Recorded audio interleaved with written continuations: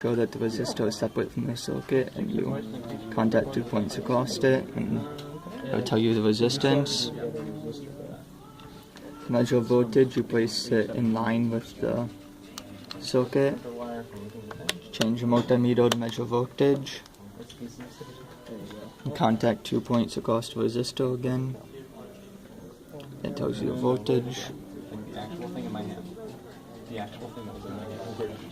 Measure current, you break the circuit.